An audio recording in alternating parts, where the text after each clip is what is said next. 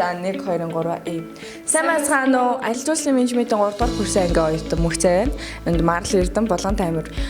Бид хэдэн хувьд гэх юм бол бид нар одоо ингээд энэ жил дадлагтай авах цаа. Тэгээ манай сургуулийн хувьд гэх юм бол аялал жуулчлалын менежментийн анги нь болохоор 2 дээр нэмэх нь 1 хөтөлбөртэй. Энэ нь болохоор 2 жил энэ Монголдо сураад тэгээ нэг жилийн хугацаанд 3 дугаар курстэй гэсэн үг. Яг тэр хугацаанд одоо Япон улсад цалинтай дадлага хийх боломж байдаг.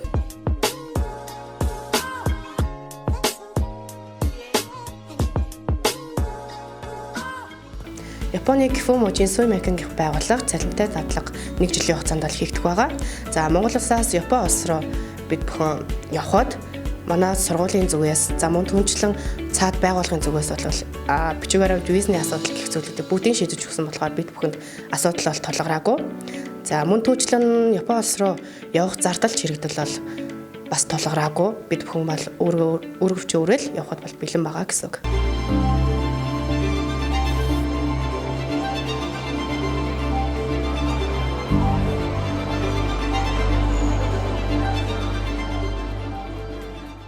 Япон улсад болохоор одоо ингээд Япон улс чинь маш том хөгжилтэй орн. Тэгээд миний хувьд гэх юм бол би одоо очиод аялал жуулчлалын менежментийн стандарт ямар байдаг юм бол тэр байгууллага яг Япон улстай ямар төвшөнд үйл ажиллагаа явуулах юм бол гэдэг талаар судалгаа хийж бодсон.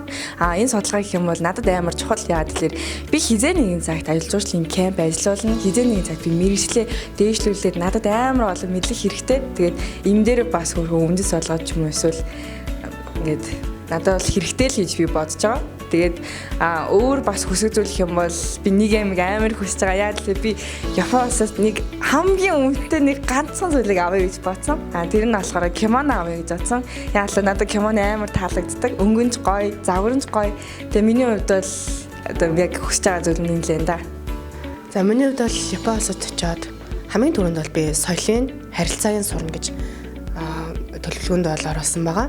За түүний тараачлан бол мэдээж мэргэжлийнхаа хичээл яг ямар дадлага практик дээр үндэслэж ордог талаар бол сурах байгаа. Гол зорилго маань. За миний хувьд Япон улсаас суралцсанараа Япон улсын яг соёлыг тухай төлөвлөгөөдөө өөр дээрээ практик дадлага би хэрэгжүүлнэ гэж бодож байгаа. За олон хүмүүстэй ингээ гайд хийж байгаа юм бол харьцаад ямар нэгэн саад бэрхшээл болон ямар нэгэн зүйлийг яг давж гаргахад бэлэн байх хэрэгтэй байдаг. За үүн дээрээ яг өөрийнхөө биеэр ингээд дадлага хийж байх хугацаанд хүмүүстэй хэрхэн харилцах вэ? Харилцаа болон соёлыг өөр дээрээ яг хэрэгжүүлээд болон бус суралцчаад Монголд ирнэ. Бидний хувьд гэх юм бол анх сургуульд ороод 4 курст ороход бол Японы мэдлэг ерөөсөй байгаагүй. Тэгээд одоо яг цэвэр үтсэн жил гэх юм бол 2 жилийн хугацаанд Японыг үтсэн. Тэгээд бид бүхэн ер нь ангиар ингээд энэ 4 төвшөнд хүрч чадсан байна. Тэгээд манай мэргэжлийн хөтөлбөрийн одоо хүрээнд заадаг хичээлүүдийн хувьд гэх юм бол ер нь гэхдээ хичээлээс илүү практик дадлага их байдаг. Тэгээд сүүлийн дадлага хийсэн гэх юм бол бид нар одоо нэг 9 сард хийрийн дадлагт явсан байна. Тэгээд ер нь бол 9 сард жоохон хөдөрчтэй шүү дээ. Тэгээд 3 хоног л явсан. Гэхдээ 3 хоногийн хугацаанд бас нэлээд зүтэрсэн.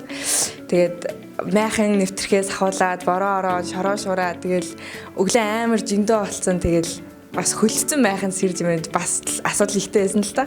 Тэгээд ер нь бол гэхдээ аялал жуулчлалын менежер хийх хүн, гайд хийх хүн, ер нь бол энэ салбарт ажиллах хүн бол маш олон талын мэдлэгтэй, тэг бүх юмд ингээд бэлэн байх ёстой, дасан зохицох чадвар бас их сайн байх ёстой юм шиг санагдсан.